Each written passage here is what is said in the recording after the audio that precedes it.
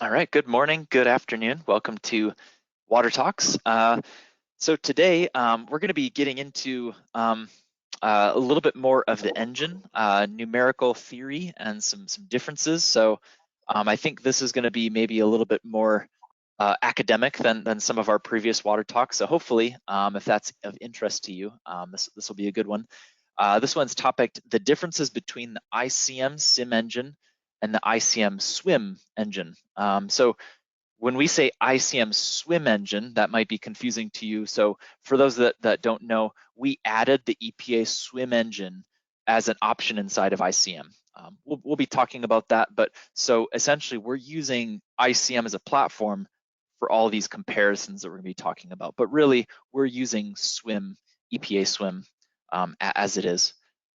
So that's what we'll be getting into. I know there's always a continual attendees trickling in over the first 2 minutes, so I'm kind of slowly stepping through, but soon we'll get into it. So the host today, I'm Nathan. I'm a systems engineer with Innovyze. I've been here 6 years. I used to be doing support where I would help support with ICM and ICM Live and InfoSwim and some of our, as well as our water modeling tools. And joining us is Bob Dickinson, who he's been in the industry for a long time. In case you don't know him, he has a blog, and he actually helped write the EPA Swim 5 engine back in the day, right, Bob? Do you want to introduce yourself? Yeah. Basically, a long history of swims. Swim 3, Swim 4, XP Swim, Swim 5 from 2001 to 2006. I've been at Innovyze since the end of 2007, and I really love what we've done with the swim networks inside of ICM. So what we're going to talk about here is St. Venant differences, numerical differences, but we'll show you how you compare Swim 5 engines to ICM Sim engine results using the ICM GUI. So thank you. Thanks for attending. Yeah, great. So, so as always, we kind of aim to make these water talks a little bit more informal. You know, you probably didn't come just for a polished presentation, but we want to open up the questions panel. So in your GoToWebinar, if you're new to this, you can enter your own questions here. And with Bob and his long history of the swim engine, as well as working alongside our ICM engine, this is a great chance to ask your nitty-gritty questions that you might have on why are things a little bit different. So if there's anything he mentions in passing, feel free to jump on with a question. We'll see those and we'll try to address them as they come in, or as it fits in. So please share your questions. That's what makes this fun. And some upcoming water talks. We've updated the site, so now we have 3 more upcoming topics. So next week, one thing I'm kind of excited for is we're going to share tips and tricks for real-time controls in ICM. So we're going to be bringing Nicole Hawthorne, who has been supporting our ICM user base in North America for 11 years, I want to say. And so she's come across many pitfalls that users commonly make with setting up real-time controls, because RTC, let's face it, it's not something we set up on a daily basis, and it's really easy to forget the details, but ICM is very powerful and comprehensive, so we're going to cover that. Then the following week, I'm going to join our project manager of Info360. So Info360 can integrate with your SCADA data and tie into hydraulic modeling, like with InfoWater Pro or WS Pro. Eventually, we're also going to do it with sewer and storm modeling. So we're going to talk through the process of getting your data ready for Info360 and what that implementation looks like, and how you can start preparing today for kind of this digital transformation of taking your model that next step to connect it with SCADA. And then finally, May 18th, kind of a session on ICM basics.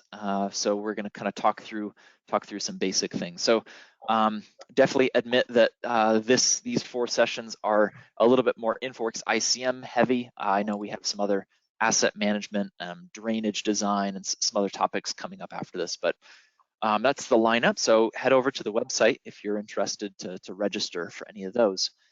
And with that, I am going to hand it over to Bob to start off with some slides. Bob, I'm going to make you the presenter. Thank you, Nathan. And yeah, Bob's going to present a few things, and we'll kind of go from there. See my screen yet? Yep, I see it. Okay. Right. Okay, there we go. All right, so to start out, what we're going to be talking about is ICM Swim Networks inside of the ICM GUI. So you basically have an ICM network. So if you click over here, you see this is ICM network. This is a Swim 5 network. So we use the same engine as Swim 5. What's nice about it is that we have a lot of import from InfoSwim, XP Swim, Swim 5, and it brings in what's been a common complaint in the past. We'll bring in the rainfall data, the pattern data, et cetera. So you no longer have to like do a lot of copying and pasting of getting data together. But before we do this comparison, we want to go into what is inside of the model. So we're going to look at the screen. So slideshow.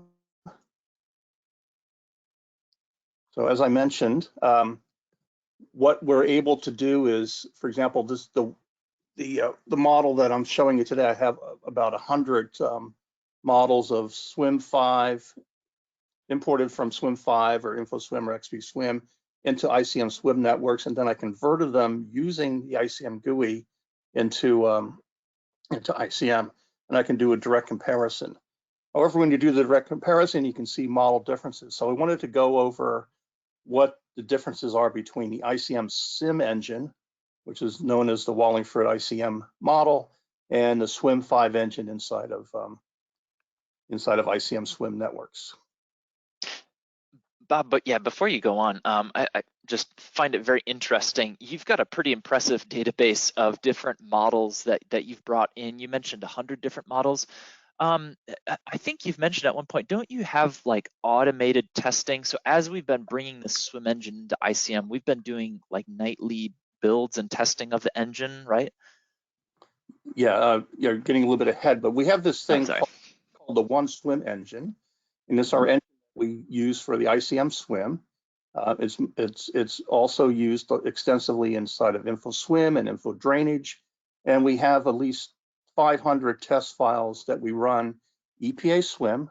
The current EPA Swim is 5.1.015, and the One Swim engine, and we do basically statistical comparisons of all the nodes and links so that we're happy that there's been no regressions or no changes in our code that give a different answer than Swim 5. So those are done every night. In fact, I accidentally turned on my notifications, so every night my watch tells me 3 or 4 times that we have a new engine. So I need to figure out how to turn that off. 500. So out of these 500, I imported about 100 different ones that I've used in the past. A lot of these are familiar to you who did the Swim or used Swim 5 and also used the OWA website, GitHub site, because those are a lot of testing files. So anyway, that's a general idea. We have 100 models, both in ICM and both in Swim and One Swim, which is tested to make sure we have the same answers as Swim 5. As I mentioned, what's nice about ICM Swim Networks is you get all of the bells and whistles of ICM. So you can get the same exact HDL graphs, you get the same import, export through CSV files, through shape files. And in the current version, actually I have a future version, in the current version 2021.3, we actually have ICM Swim 2D ability. So it uses essentially the same 2D engine that ICM does. So everything's sort of merging together in a nice little interface. So all the tools are usable in both ICM Swim and ICM. However, and this is very important, they use different St. Venant or 1D engines.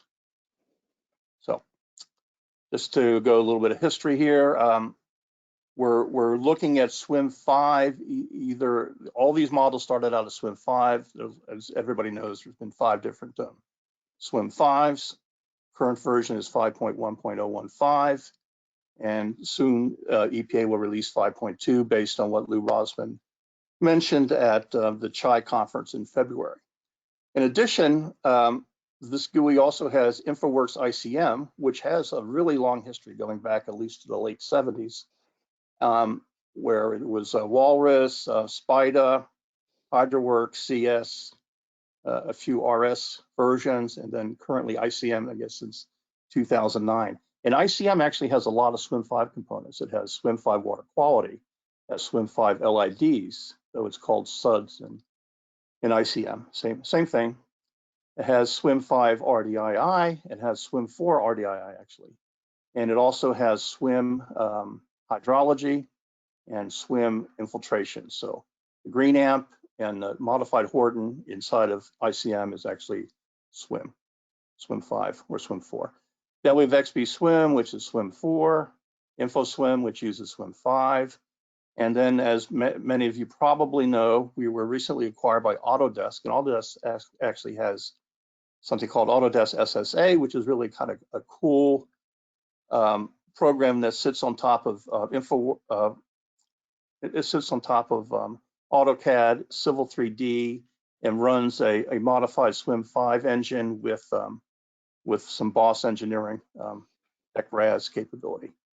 In addition, we also have Info Drainage, which is our design software for small drainage areas. Uses a lot of LIDs and SUDS, and that the guys with the stars basically means it uses a shared engine. So that's the one SWM engine, and that's the one we test every night.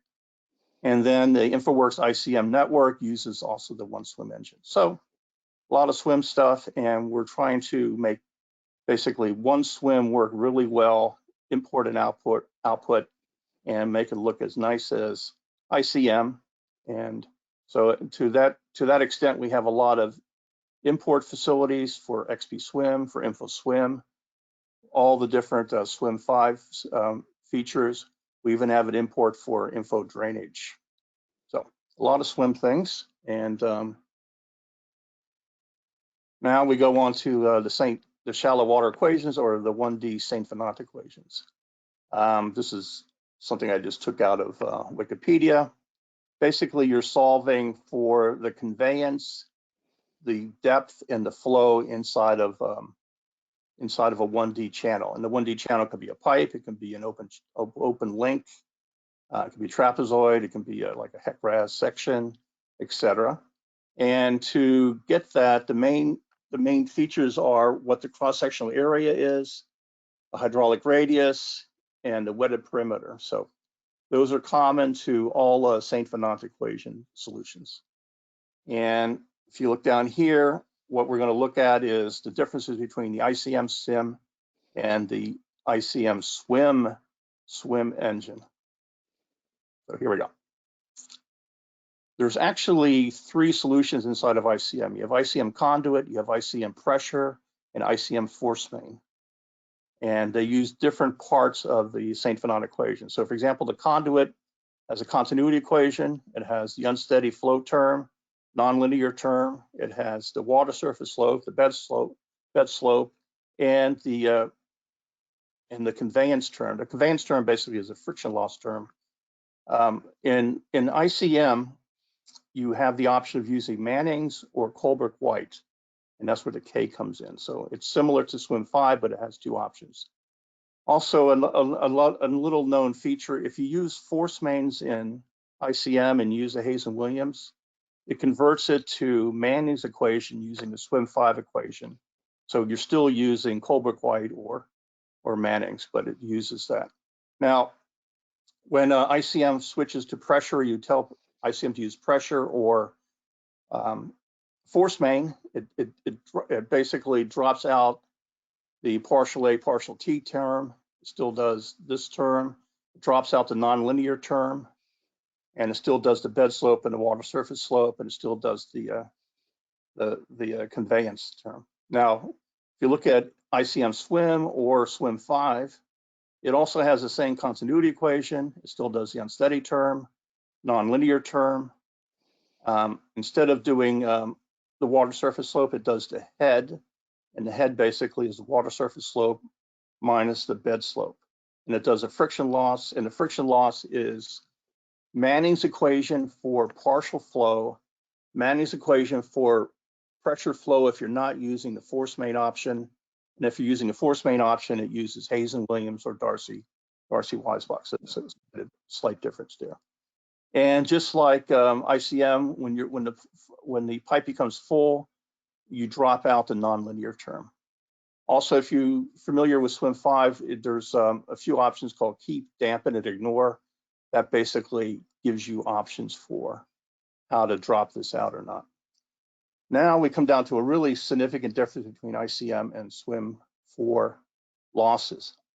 Swim 5 does not have losses at the nodes, it has losses in the links. So this GAHL basically is entrance, exit, and other loss, or in other words, KV squared over 2G. ICM is totally different. ICM actually does not use a node continuity equation. It calculates the head loss based on 5 different options, and that head loss then interacts with the upstream or downstream depth in the link. So there's a better integrated head loss equation inside of ICM versus just doing it inside the link. So a lot of equations here. The main thing is that there's a lot of similarities because it's St. Venant solution between how it does partial flow and how it does force main flow or pressure flow. And the similarity is dropping out the nonlinear term, etc. Okay, now we come to another really, really big difference between ICM and Swim 5. Swim 5 only has one flow in a link. So it calculates the flow in the midpoint based on the upstream area and the downstream area, hydraulic radius upstream and downstream, and the width upstream and downstream. And that is kind of a big source of instability in Swim 5, because what happens is a lot of times you have flow kind of oscillating from one end to the other. Now in ICM, there's at least 5 points along a link where it uses the Priestman implicit scheme. So it's a lot smoother as it goes in and out of a node because it has more data points. And the user can actually increase this, or it could be done automatically by the program. So one of the big reasons ICM tends to be smoother, not only is it implicit, it has more computational data points. Now you can do the same thing in Swim 5. For example, Auburn University and their colleagues in Brazil have an add-on or an app for Swim 5 that will basically break the Swim 5 node up into smaller parts so that you basically can have as many links as you need to make that stable and do the slot more. So more data points for ICM and a better integration between the node and the links often makes for a more stable model. Okay. Now, as I mentioned, Swim 5 is a link node model. So essentially the node area is used, and the node area is the node area plus the area of the links, etc. So that's a totally different method than ICM, because you calculate it based on the flow into the node and the area of the node. Now, the ICM uses 6 head loss types. It has none, normal, high, fixed, user defined, and FHWA. Fixed is the same values that you would use in Swim 5. So you get, for example, you have an exit loss of 1, all your velocity head is lost. But the big difference is that because it's using a matrix solution, the head loss here is integrated with the depth here and the depth here, so that you get a smooth transition. So there we go. And if you need to know more about that, there's a very good head loss technical note in the ICM help file. Hey, Bob, before you leave that slide, so that was an interesting point you made on Swim has 1 computational point on each pipe, and ICM has 5 or more. Because you've been in many support cases where Swim models become unstable, right? If they have Like some models will have really long force main pipes, and that's a common problem to watch out for. Yeah, in that case, kind of like what Auburn University does, you can add a break node, basically break, for example, say you had a 5,000-foot long force main. Break that force main up into 3 or 4 parts by sticking in intermediate nodes and with a high surcharge head. So basically, you make it a little bit more like ICM and a little bit more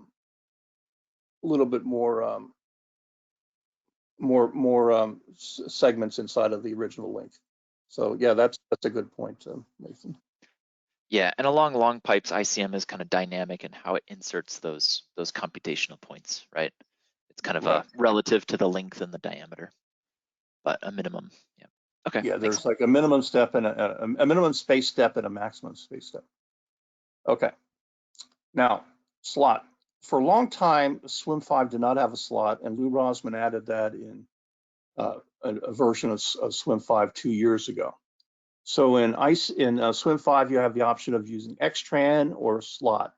I really like the slot because the slot basically allows for smoother transition. So instead of switching from the same Venant to a point iteration for surcharge flow, it uses the concept of the slot and allows the same equation to be used all the time. And the same thing happens in ICM.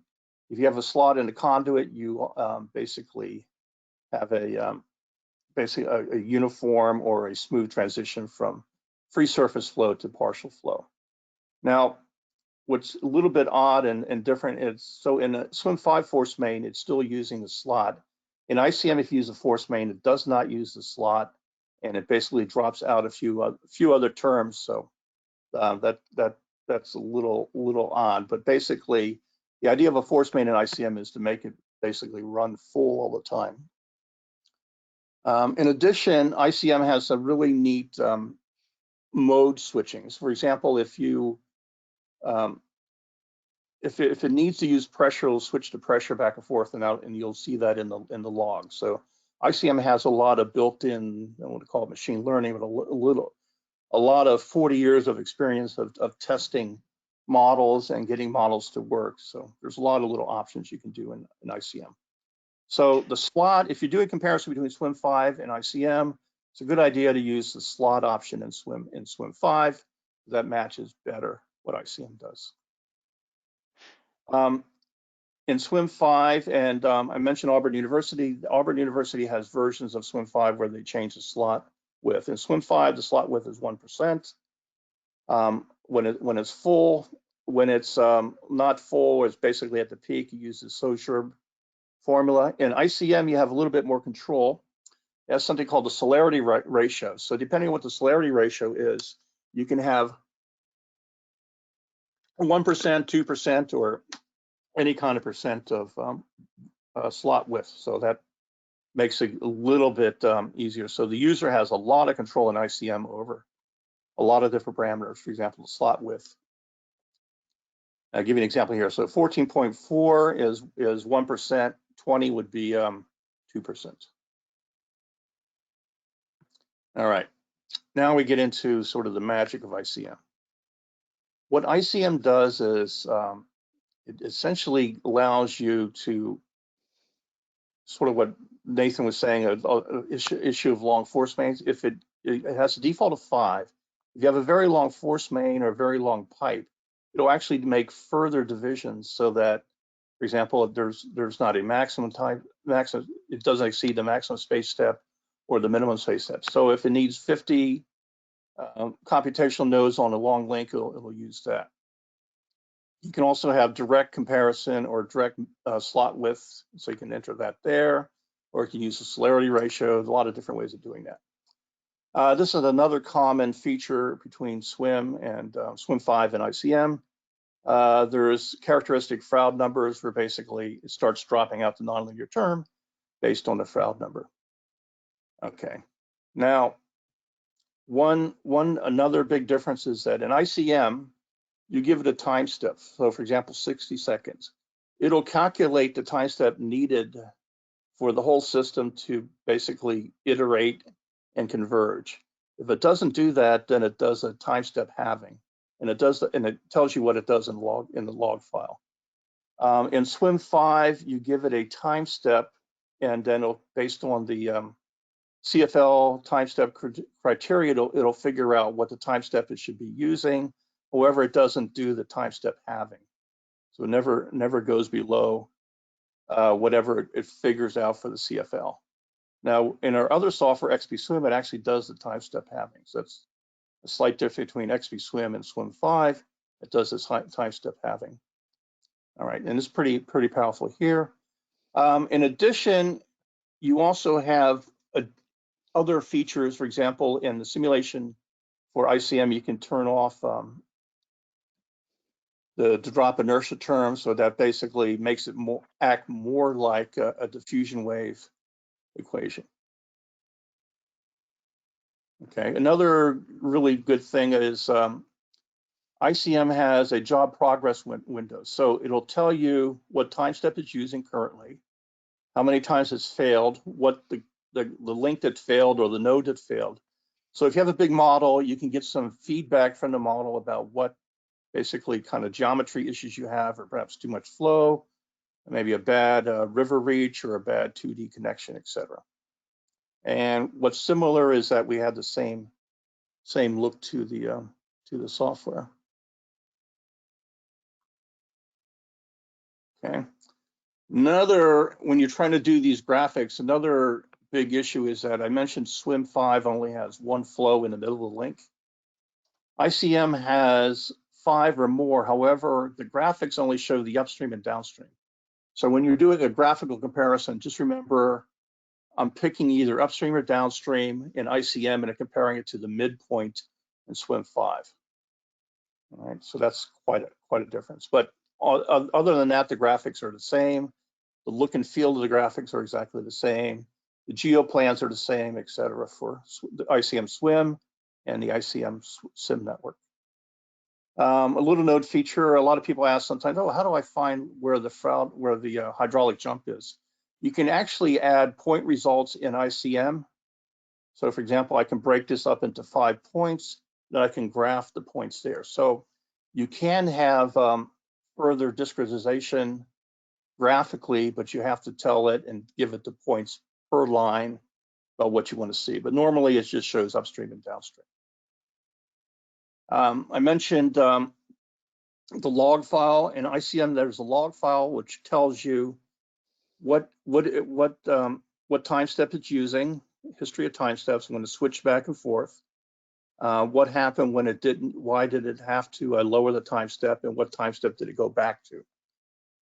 In Swim 5, we have something similar, but basically you would normally see that you have to use a lot smaller time step in Swim 5 than you do in ICM, and then also gives the time step frequencies here. So log files or report files are key here.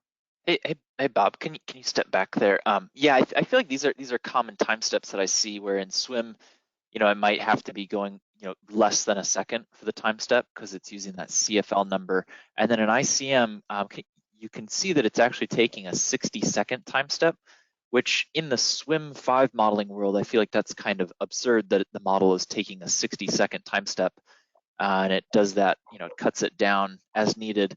But can you mention why ICM is able to take such a larger time step than Swim for like the same model? Okay.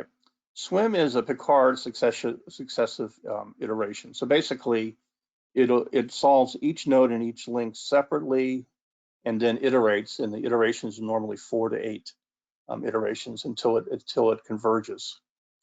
In ICM, it does a matrix solution using the Priestman 4-point box.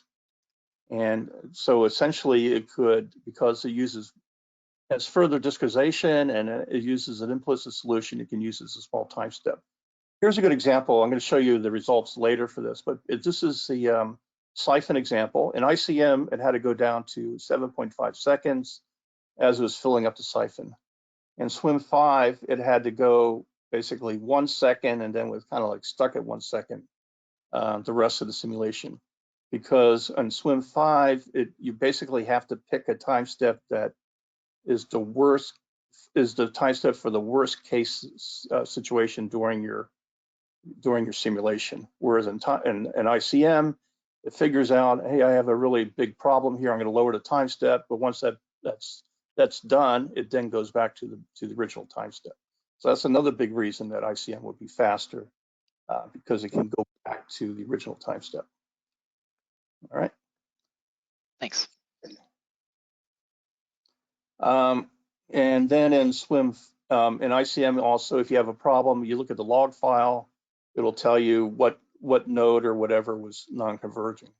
So this just means that during the small time steps, it was not converging for that. So that sort of hit or miss, but you can get some information about your model from that. And this is from Nathan. One of the issues, kind of weird issue, so the way I made these models, I imported Swim 5 or InfoSwim or XP Swim into ICM Swim, and then I converted it to ICM. However, when you do that, ICM likes to rename all of the pipe links.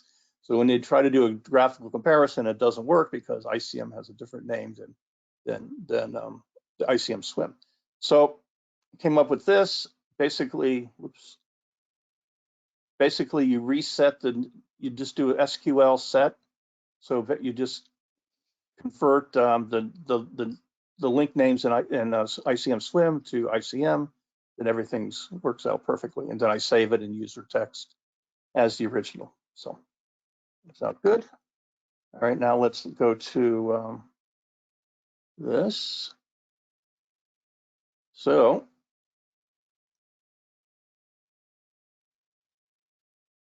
I'll show the worst first.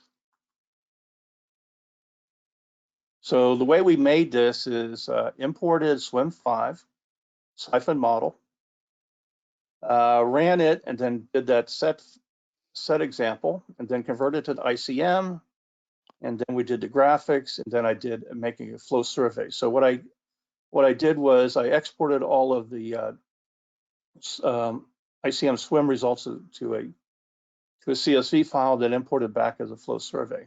So then you can make a custom graph, and then you can look at the graph. Okay, I have a little bit of problem with the data points, but basically you can see what happens. Swim 5, that's Swim 5 here, had some issues in the beginning, and then it basically matches ICM the rest of the way. But because Swim 5 is less flexible with the time step, you were stuck using a 1 second time step or 2 second time step the whole simulation there. Whereas in ICM, you basically kept on going. Some more examples. So you can see, especially in velocity, can get quite different, but flows basically match. So you can look at that. And let's close that window.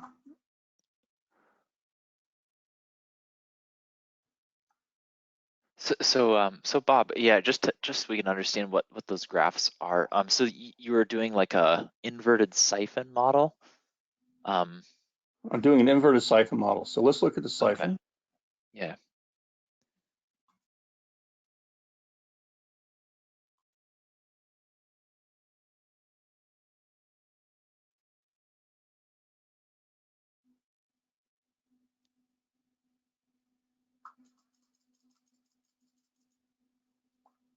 Fast forward here. Yeah, so comparing ICM and ICM Swim for this inverted siphon model. So essentially, Swim was having a little bit of a problem in the beginning, and it actually worked better with the slot than the Xtran solution, but it allows you to basically compare the two. So that's what we're doing here. And you can also do things, for example, if I wanted to look at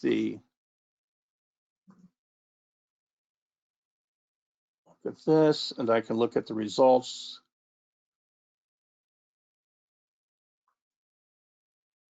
And let's look at the link node and depth. So this is the ICM Swim. You can see it's a little unstable in the beginning. There's no continuity error. You can check the continuity error just like you do in Swim 5. You basically right mouse click, open as report file. And at the top, it's essentially a Swim 5 report, but it tells you a little bit more information. For example, what computer I'm using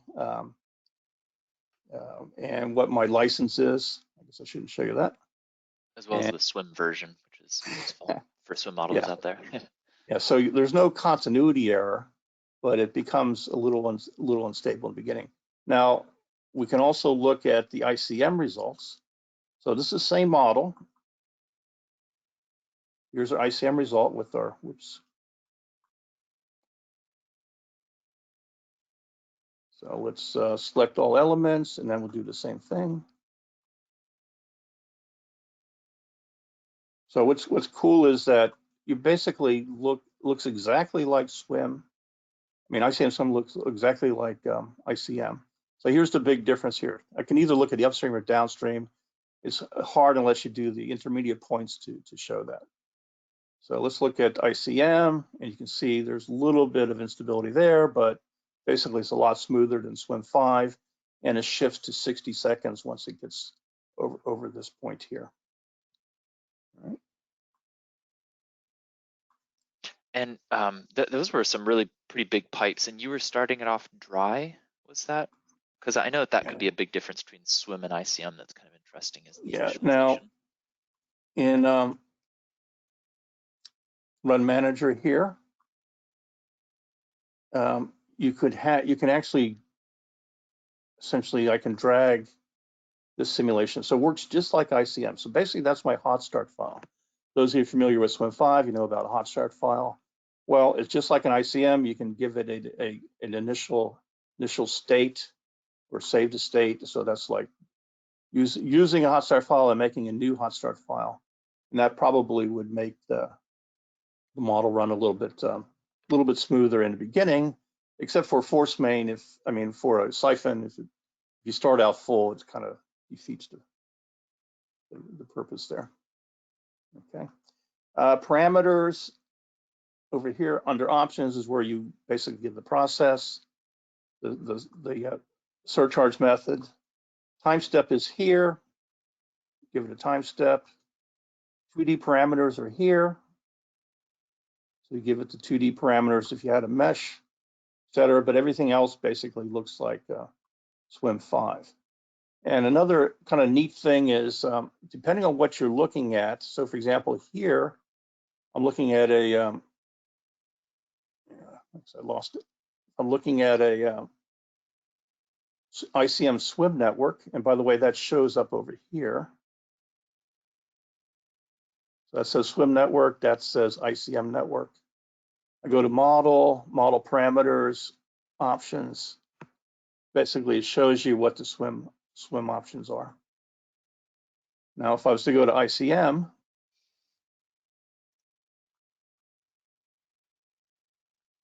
and go to model, I get totally different parameters. So it's cognizant of what engine you're using during a particular simulation. Okay, I kind of messed this up here. So what if this happens, what you do is, all right, that was that. Go to window, make a new Explorer window. Here we go. You can do the same thing for other models.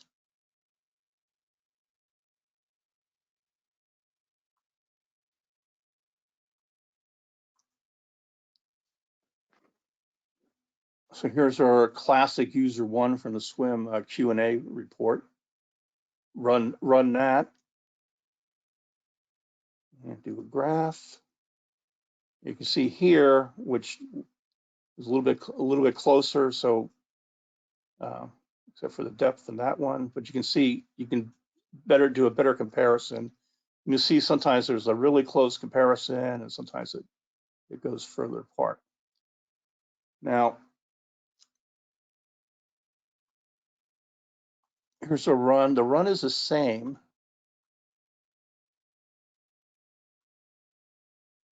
So for a long time, when you imported Swim 5 to ICM, you lost the rainfall data, you lost the patterns. What's nice about this is you import a Swim 5 file into ICM Swim Networks. It makes a rainfall file, and that rainfall event, that inflow event, any of these specialized features can be used either in the ICM network or the ICM Swim network. So it makes it really easy to basically go back and forth between ICM and ICM Swim. You're using the same rainfall data, the same climatology, the same swim patterns, etc. And it also has the same ability, the same network. So if you want to do scenarios, you just go over to your scenarios, create a new scenario.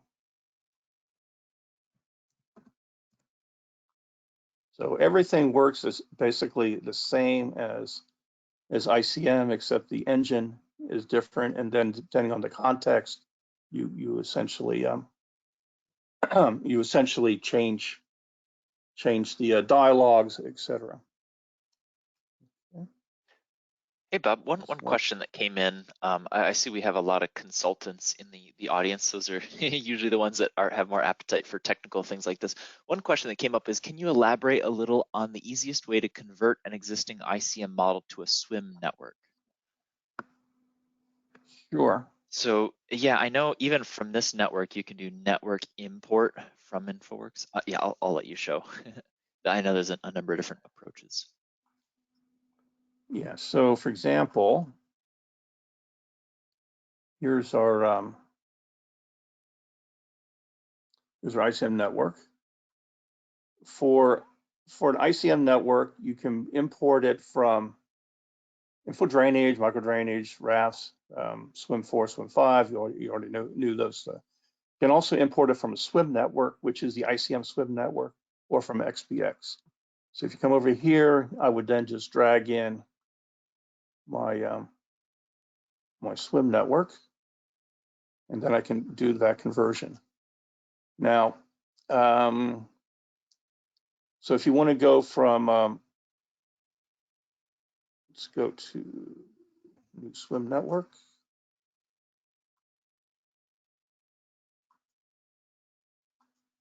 And we go to network, go to import. You click here.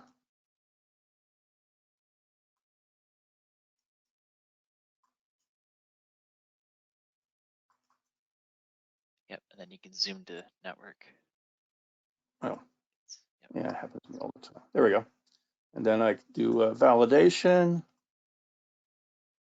and then I commit it. So really simple. Okay, another really neat trick here is, not really trick, but a neat feature, I should say feature. So for example, here, so here's one with hydrology. So I click on,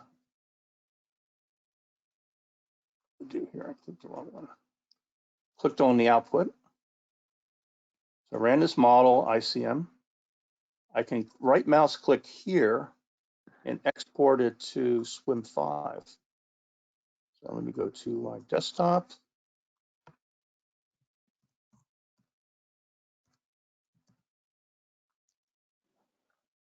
Now I can come over here to Swim 5.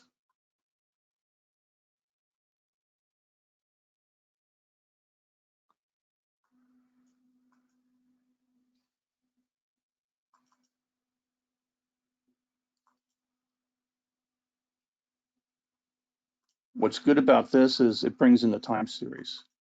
So the time series, basically, you come in live, so you no longer have the issue, which was sort of a pain, of having to copy and paste rainfall and the patterns.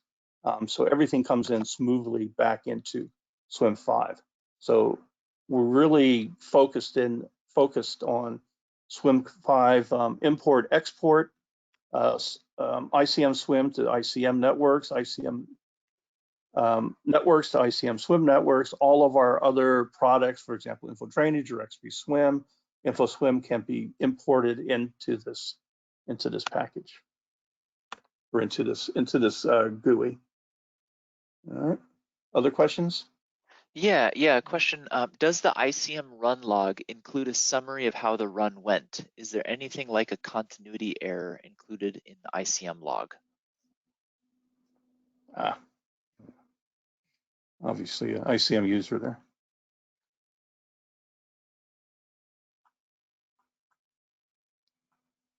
You do get the PRN file.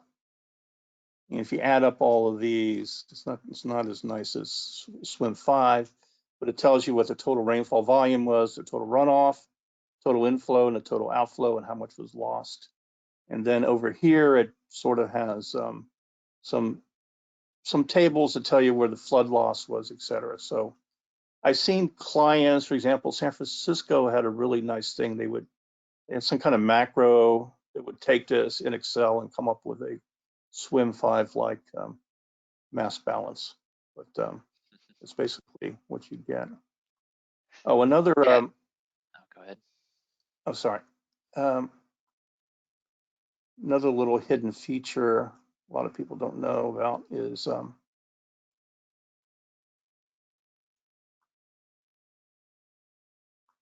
Maximize it. ICM has some very good diagnostics. If I can't find it. Yeah, can you maximize this window? There we go.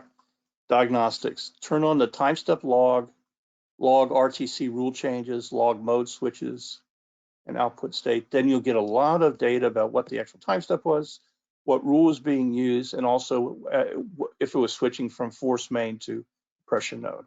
But you got to turn that on, and also you can have warning thresholds here for water quality or volume balance, so you get a general idea of what's going on. All right. So what was the next question? Yeah, I was gonna say the log file does include mass balance continuity error with the 2D engine, as well as like 1D, 2D integration. But yeah, in general, I find that 1D models in ICM rarely have any continuity error like swim models do. I know that also in the node results table, you can also take a look at the kind of the continuity error at each node as well. Are you talking about ICM or swim? With ICM, just on that question. Yeah, ICM also has a simulation summary report. So, for example, I lost track of mine. So you can get this and get a report. So that's another way to get an overall mass balance. It gives you total inflow, total outflow, and what was stored there. Okay. Yep. So yeah, I guess one kind of blunt question. When do you recommend to use ICM or Swim engine, please? Do you recommend either, or are there certain cases where you recommend one over the other? Yeah, well, that given my history, that's difficult to say. Yeah. I mean, I think we offer with a regular ICM license, you get both, and in general, we've generally found that ICM can typically run a little faster, and it has some more advanced options, especially if you're going to be doing like real-time modeling or advanced real-time controls like VFDs and so on. But there are still a lot of communities in the US that do require to stick with EPA Swim because they'll have certain, smaller contractors or smaller consultants that work with them that don't have the budget for a full ICM license. And so some communities are kind of required to stick with an open EPA Swim model that is freely, accessible to all. And so there are cases where we do see users using Swim within ICM. I've also seen some cities actually using another Swim solution, like InfoSwim, XP Swim, that there's other EPA swims out there, but actually using ICM as a central database, just because other swim models don't do version control data flags and scenario management to the same degree that ICM does. And I believe that that's been another water talk in the past. But just know that ICM can actually kind of coexist alongside other swim platforms because of the ways that Bob was showing. You can manage a large library of models within ICM that are all integrated, connected with GIS, with data flags, tracking who edited each one, and you can push out the scenario and the version to EPA Swim, make changes, and you can bring those back. Right. Yeah, the data flags are really, really good in InfoWorks ICM GUI, and they apply both in the InfoWorks ICM Swim Network and Swim ICM Swim. Yeah, it's confusing saying the word so many different times. But yeah, so we wanted to be really, we want to basically have this ICM GUI as like a really good database for all of your swim related models or simulation models. You easily get data in and data out, and no longer have to worry about doing a lot of copy and pasting of rainfall patterns, etc. So that's really, really easy to do and easy to do the comparisons. I will say, getting back to Nathan's original question, ICM is a lot more robust because it has a lot of kind of neat features like not allowing too long a pipe, breaking the pipes up into smaller segments, the automatic time stepping that basically goes down and then back up.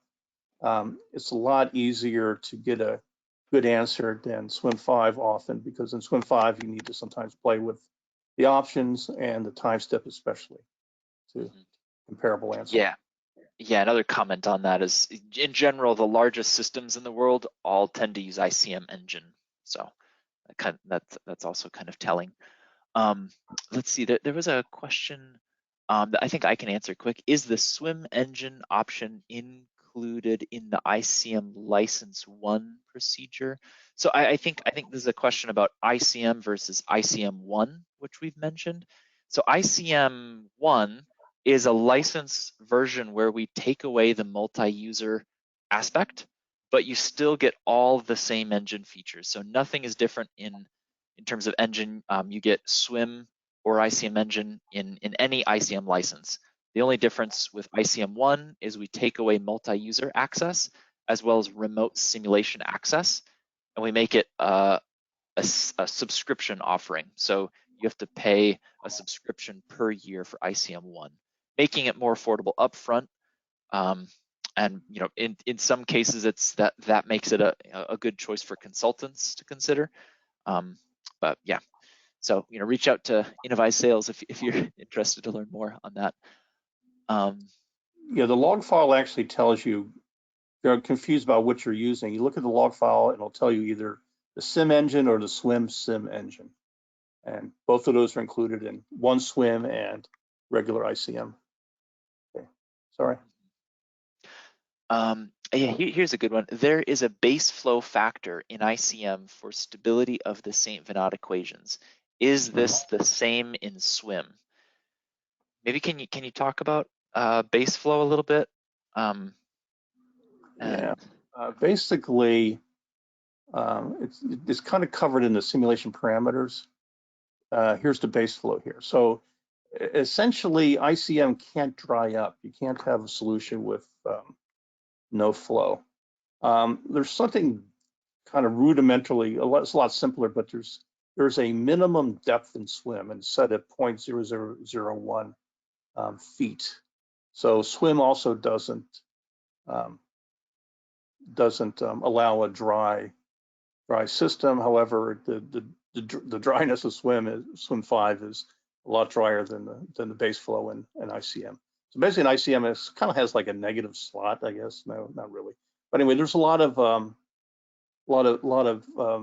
base flow depths you can define. So if you're a user, you can define what that base flow is, and there's a lot of features in ICM for basically taking out that extra storage and showing you what's going on.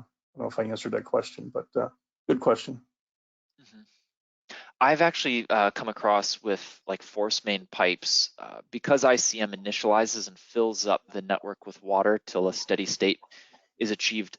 It handles those force mains a bit better than Swim, which will, unless you give it something, it will start everywhere dry, and it can take a while to ramp and fill those areas up. And during that whole period, it's not very stable. When force mains, especially force mains in Swim, use a hot start file. As Nathan says, it can take a long time to fill up those force mains, depending on the pump to turn on. So that works out better. Yeah. So we've looked at nodes and pipes. Can you show what a subcatchment looks like? There's a question, what does the one swim catchment properties look like? Is it the same as Swim? And yeah, do your models have subcatchments? Yeah, they do. Yeah, obviously one of your many models. There we go. All right, so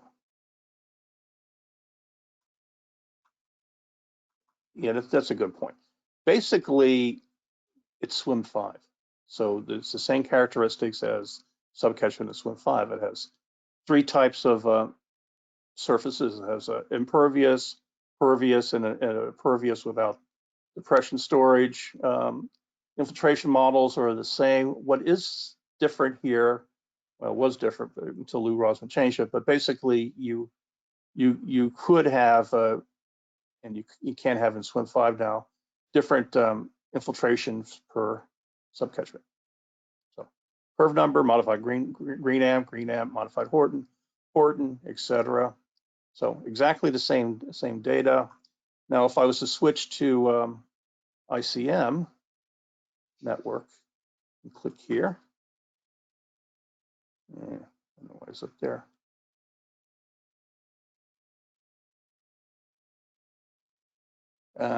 Oh, I see what happened. What happened there?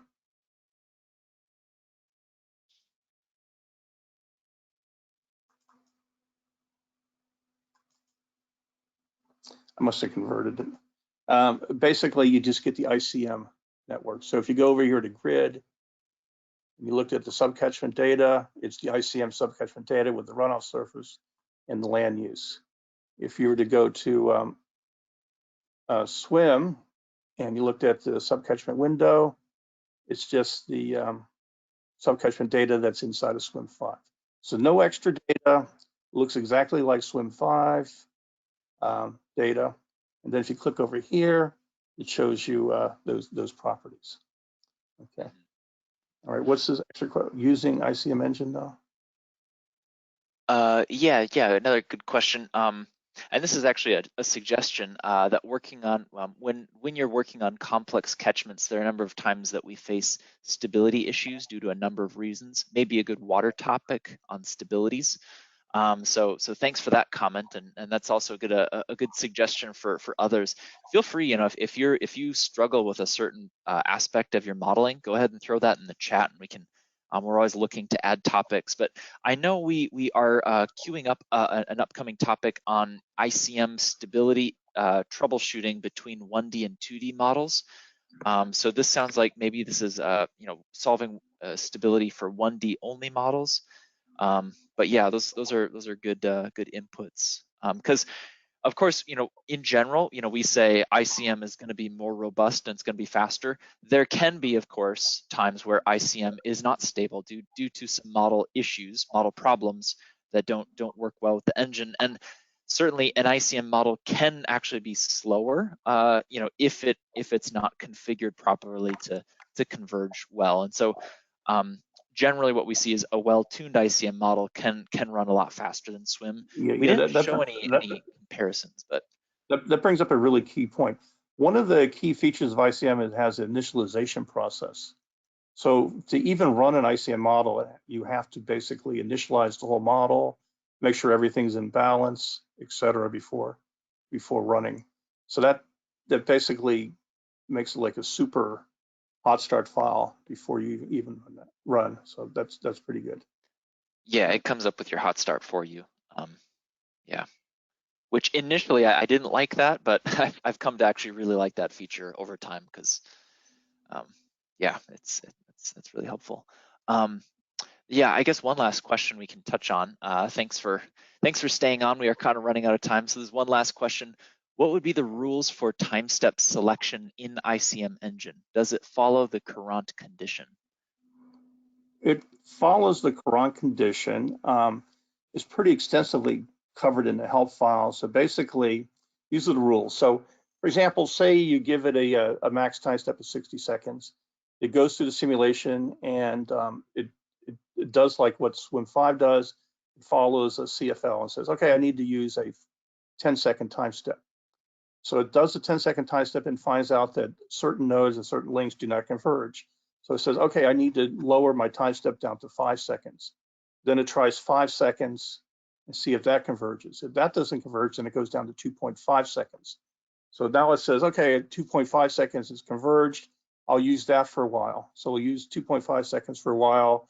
Then it will say, okay, I'm converging really fast. I guess I could increase my time step back up to 5 seconds, then it goes 5 to 10, then eventually back to 60.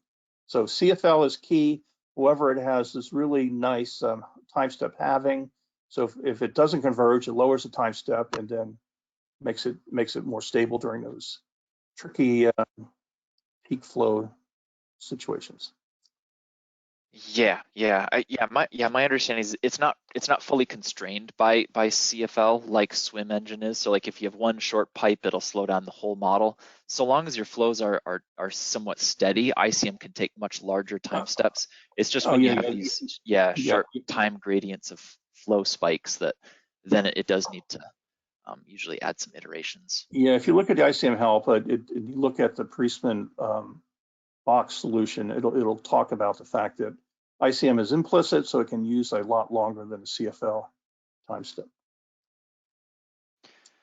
Yeah, right. Thank you. Thank you, Bob, and thank you for all the questions that came in. In case I did miss one or two, I'll take a look back and I'll reach out to you. But yeah, thanks for attending, and we look forward to seeing you again in the future. And reach out if you are interested in presenting with us, or if you have topic ideas. We're always like the attendee feedback. So thanks. Have a good rest of the day. Thank you, Nathan, and thank you, attendees.